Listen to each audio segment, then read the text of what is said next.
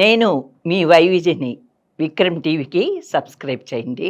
Hi hello నమస్తే, welcome to Vikram TV. నేను మీ శాన్వి. పన్నుల వాటాను 41-50% పెంపు.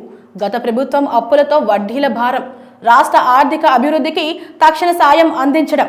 ఆర్థిక సంఘానికి నివేదించినట్లు ఆర్థిక మంత్రి బట్టి వెల్లడి. రాష్ట్రానికి భారంగా మారిన రుణాలను రీస్ట్రక్చరింగ్ చేయాలని 16వ ఆర్థిక సంఘాన్ని కోరినట్లు ఉప ముఖ్యమంత్రి బట్టి విక్రమార్క తెలిపారు. రాష్ట్ర ప్రభుత్వం ఆర్థిక సంఘానికి చేసిన విజ్ఞప్తులను ఆయన వెల్లడించారు.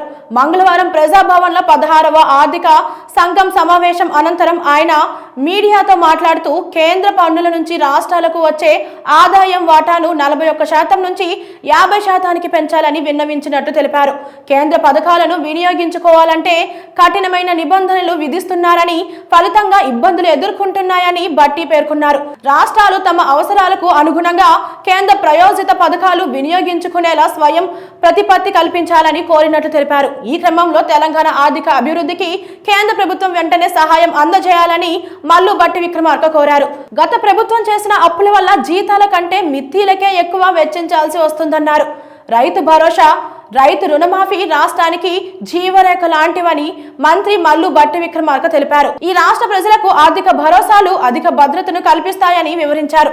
కేంద్ర పథకాలను వినియోగించుకోవాలంటే తరచూ రాష్ట్రాలకు కఠినమైన నిబంధనలు విధిస్తున్నారని అన్నారు.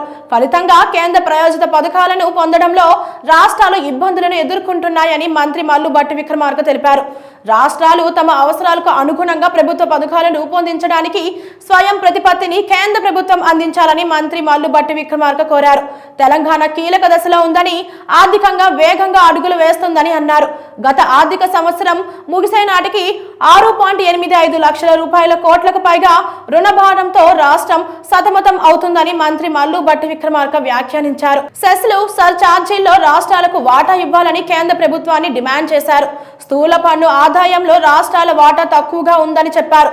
సంక్షేమ పథకాలను బలోపేతం చేయడం కోసం మౌలిక సదుపాయాల కల్పన ద్వారా అంతరాలను పరిష్కరించడానికి అవకాశం ఉందని చెప్పారు. ఇది తెలంగాణ డిమాండ్ కాదని, అన్ని రాష్ట్రాలకు సంబంధించినదని మంత్రి మల్లు బట్టి విక్రమార్క వివరించారు. తెలంగాణ ప్రత్యేక రాష్ట్రం చారిత్రక కారణాల వల్ల అసమాన అభివృద్ధి ఇక్కడ ఉందని చెప్పారు. రాష్ట్రానికి తలసరి ఆదాయం ఎక్కువ ఉన్నప్పటికీ సంపద ఆదాయంలో భారీ తేడా ఉందని అన్నారు. ఇలాంటి అసమానతల మూలంగానే రాష్ట్ర సాధన ఉద్యమం ప్రారంభమైందని చెప్పారు. సమాన తలసరి ఆదాయం పరిష్కారానికి మౌలిక సదుపాయాలు, సంక్షేమ రంగంపై గణనీయంగా ఖర్చు చేయాల్సి ఉంటుందని బట్టి వెల్లడించారు.